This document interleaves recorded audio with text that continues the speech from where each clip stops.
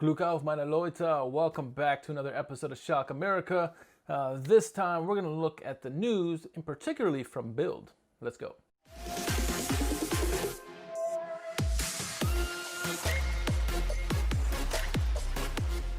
All right, we're going to look at some of the news here that Schalke has been in the news, obviously, and we're going to stick with Bild for this one. We got two articles we're going to look at first. We're going to translate this into English for those who don't speak, obviously, German. So we'll go to our first article, and the title basically says, Toennies, Clemens Toennies, credit must no longer be a taboo. So this goes on, and it starts off saying, and this is from Michel Macas. It says, no class, no money, no concept. Schalke is only ruined by the king, Clemens Toennies. So it says, after Schalke's 3-0 loss to Leverkusen, the winless streak is now 26 games. The Royal Blues maintain this. If we maintain this destructive path, the Ruhr club will end up in an incredible 10 points at the end of the season, and certainly in Zweite Bundesliga. So that goes on to say that here are the three reasons, if you still don't want to believe that Schalke are going to get relegated, here are three reasons why we still may have a miracle escape from relegation. 1, 2, 3. There currently is no solution.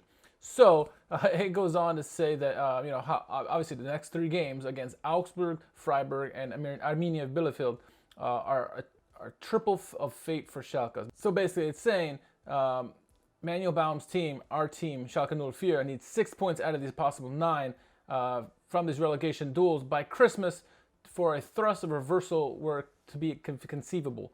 And if we somehow fail to get those 6 points or show any kind of positivity, then the last chance has to be a radical but risky cut in the small winter break, the small winter pause, which is only lasting 10 days. So, should that happen, Baum and a board member Joachim Schneider and the entire management team must be questioned. It's kind of what we've seen with the Ultras with their letter response to the supervisory board.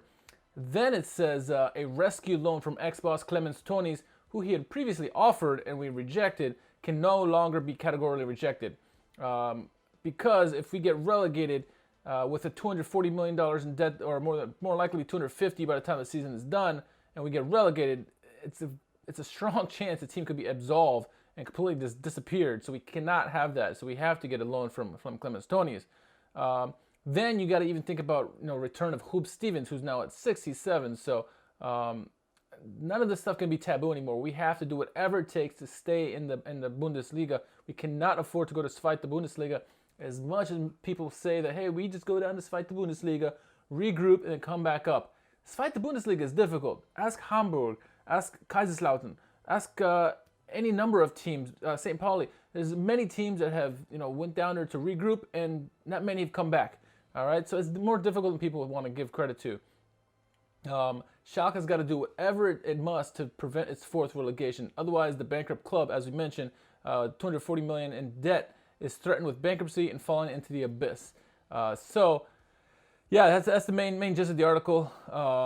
It's spot on in the sense that we gotta stay in this top league. We cannot go into Zweite Bundesliga. We cannot afford it because the team may not come back. It may just be gone altogether. It's very difficult to come back, especially when you're in debt. We're gonna lose so much more money.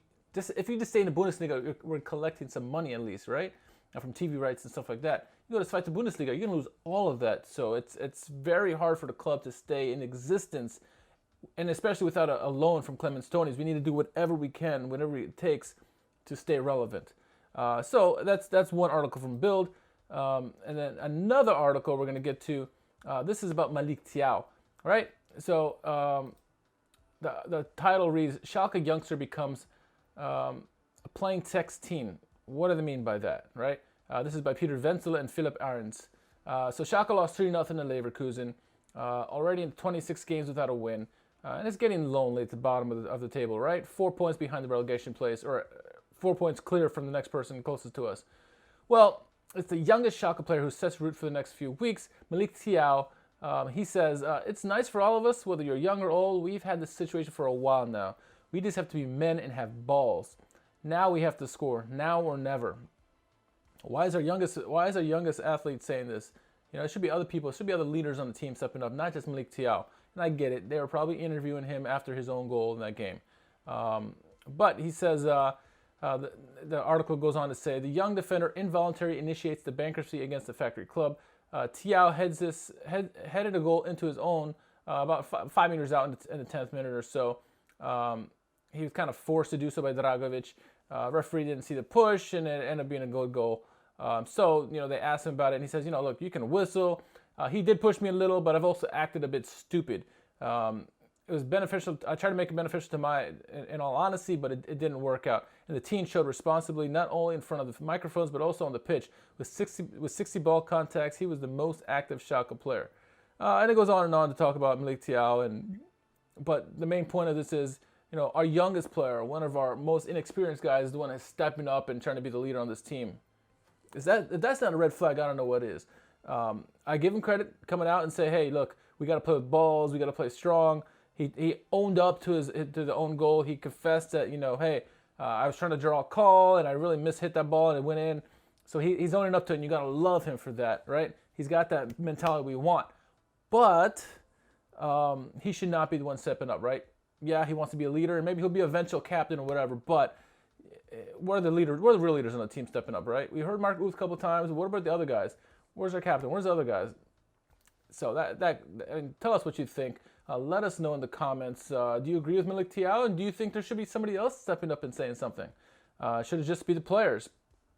Let us know in the comments below. And if you haven't done so yet, please subscribe, like, leave comments. Let us know how we're doing.